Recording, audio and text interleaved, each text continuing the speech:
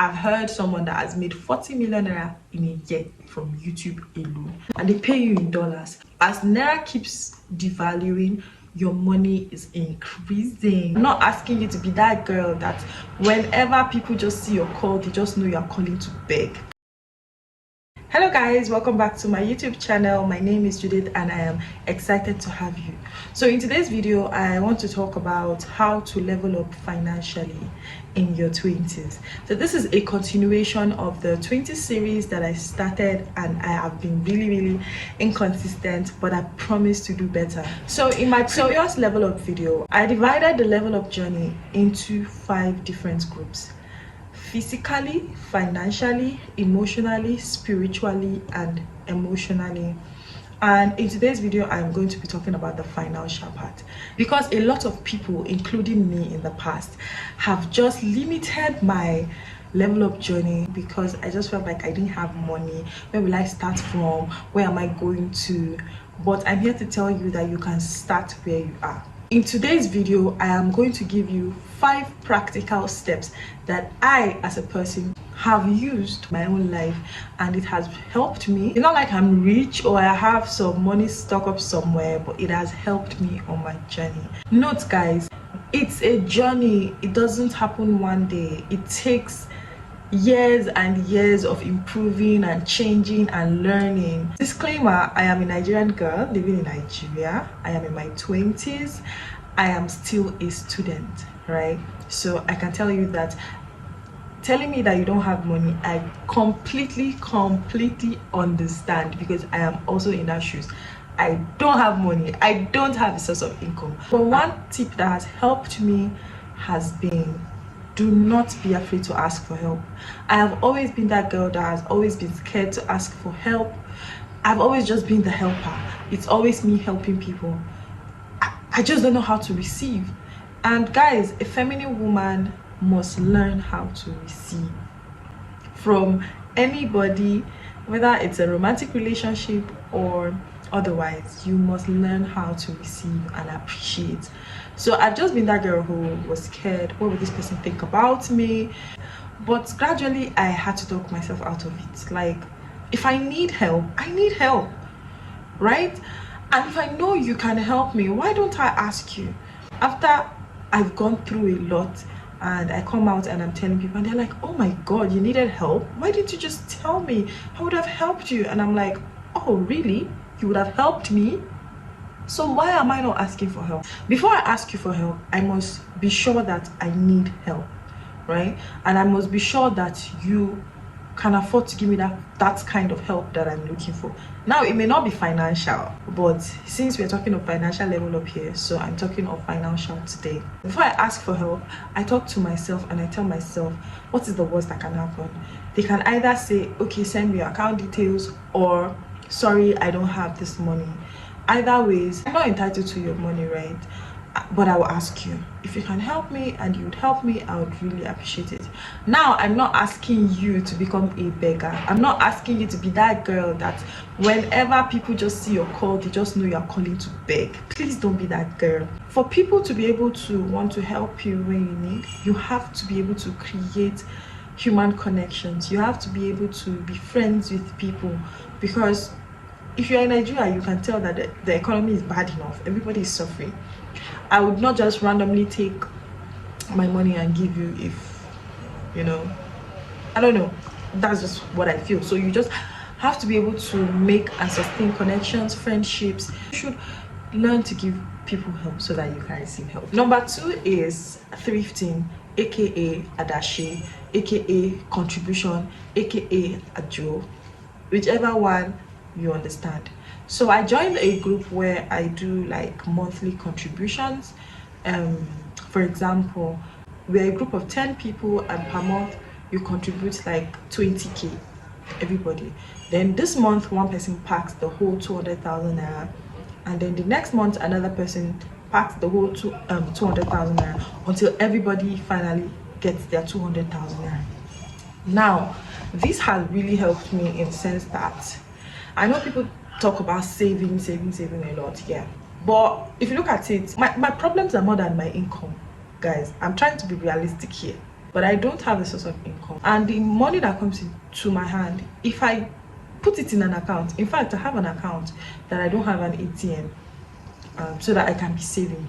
But guys, immediately I save, the next week there's one problem that will arise from nowhere that will end up going to the bank to go and fill a withdrawal slip to withdraw that money. So it's just really not feasible for me to save, especially nobody's holding me accountable. So with thrifting, you're sending it to somebody else's account, so no matter the problem you run into, you cannot really just go and withdraw the money because the money is with someone, right?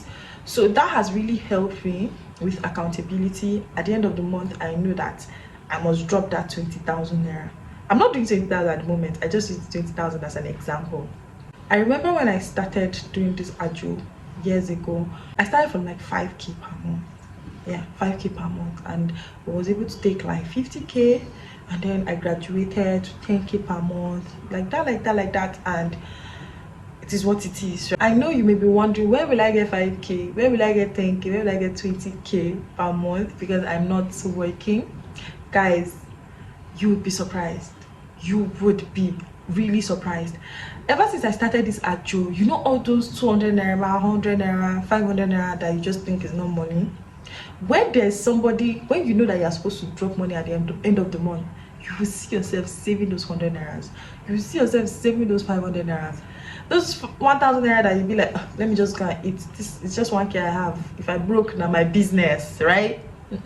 No, you see yourself keeping that 1k because you know you have to send 20k at the end of the month. So it helps you with accountability.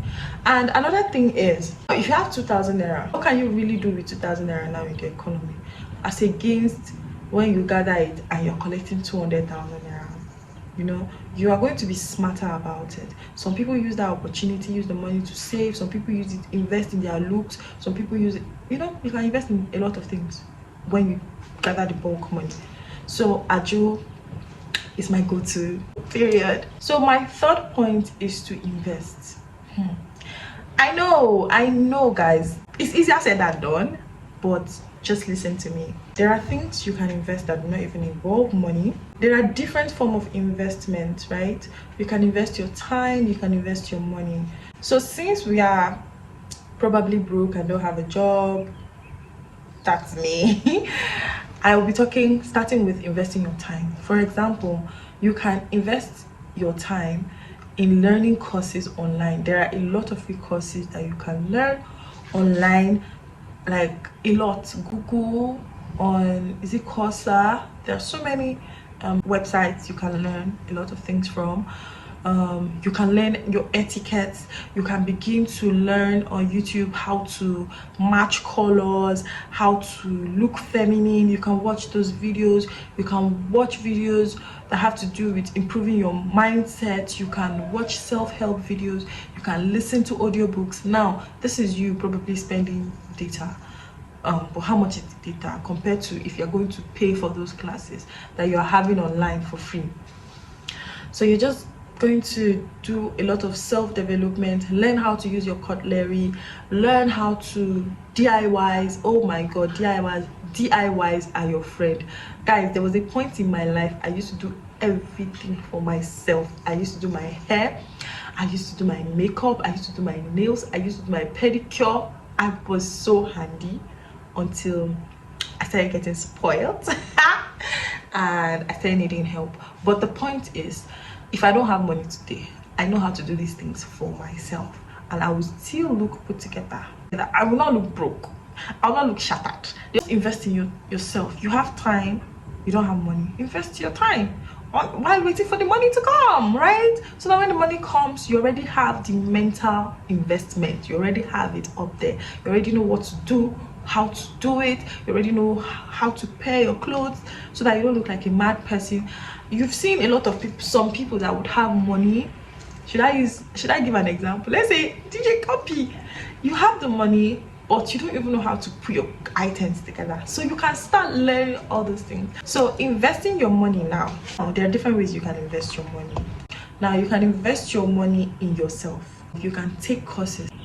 Let's say if you've identified something you want to begin to do. Let's say like you want to start a YouTube channel, for example. Now you know that you should get lights, you know that you should get a camera. You may not get a camera, you can just invest in a good phone. So just identify what you want to do and invest in that thing. Get a degree, you can invest in your looks. When I started Adashe, there was this girl that used all of her money. I think it was about 300,000 at that time. I think either 3 or 2. She used every bit of this money to invest in her looks. She went shopping, she bought like nice hairs, nice shoes, nice bags. At that time I was like, that is silly. But guys, it's a thing. Your looks matter. And to be honest, after she did that, whenever we would go out, because she was my friend, we would go out and people would take her more seriously than me. Do you understand? Based on how she looks. Whether we like it or not, the world we live in, people judge people by how they look. So don't go overboard, don't overdo it. If you cannot afford a bone straight, you can go for something that looks like a bone straight, right? If you cannot afford a Zara, you can go for Shein. If you cannot afford a Shein, you can thrift your clothes and still look very good. My point is, try to save costs, but also don't neglect how you look. It is very important. Nobody will tell you this, but I will tell you. While for me, a practical example, the one I've done is, after I got my money from the thrift, I used my money to buy goats. Yes, I started a goat farm.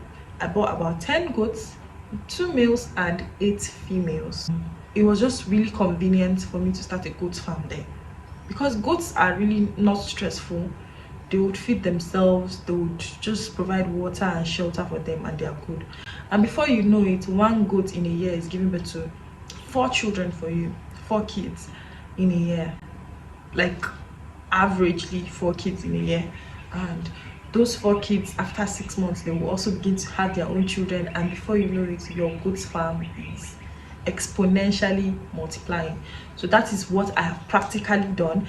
And there has been also a time that I also used my money to get a degree, to get a certificate online. The next point, starting a business. I have actually been in different businesses. They are really not been sustainable businesses, but I know that I've been in businesses where I've made a good amount of money, right? I'm not going to mention any figure, because my own good amount of money is another person's chicken change. You can start businesses online, especially. These days, you don't even need to have goods in your house. You can go into drop shipping. Let me give a practical example of one that I've done. I've done thrifting business, right? Where I went to, I think it was Balogun Market at that time in Lagos State, and I bought a lot of things. Not only thrift, I also bought other things, other clothes, mainly female wears though. And I bought thrift as well. I came back home and I sold out. So these days, I already had a market because I was in school, right? So students came and bought everything. But these days, you can also put your pictures online, and the people that even bring their thrift clothing online double the prices, right? They double their prices, they make more money. I've done food business where I used to sell, like I used to cook, and people would come and pick up their food and go home. Like weekly, I was delivering food to different people, mostly like bachelors that stay alone. I was doing that and I was making good money. Another business I've done has been hair business. So I used to be very, very passionate about hair. I used to spend go spend the whole night on hair pages, just looking at hairs, wigs, weaves, and I'm like, oh my god, I want this, I want this, I want this. I started a hair business. I was selling they're essentially human hair, but they were not like Donot hair. Do you understand?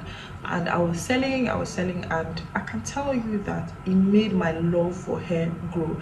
It made me research about hair. It made me want to know about hair, and it was just all around amazing. And I had to stop at some point. I think school, because of school. I've sold jewelry in my life. 6-7 years ago, I used to be a makeup artist. So you can just start a business. But if you want to start a business, please go for a business that you're passionate about, a business that you know you can sustain. Don't be like me. Don't be doing one business per year, different business every year. Try to be consistent, and the sky is going to be your stepping stone. So last but not the least is monetize a skill that you have. This may be related to the previous point where I said start a business. Are you good in makeup? Monetize it. Are you good in typing? Monetize it. Do you have an interesting lifestyle where you go out, where you don't even have to have an interesting lifestyle, just have a relatable lifestyle? I swear to you, if you video it, you vlog about it, with time you will have people watching you. I don't know what's up with people and watching people's lifestyle. You can start a YouTube channel. Let's say you have something you're good at, you can teach us on YouTube and we'll be there watching you. And with consistency and time, YouTube will start to pay you good money. I've heard someone that has made 40 million naira in a year from YouTube alone, and they pay you in dollars. As naira keeps devaluing, your money is increasing. Your money is skyrocketing. For me, they're not paying me yet because I've been very inconsistent, but I intend to change that.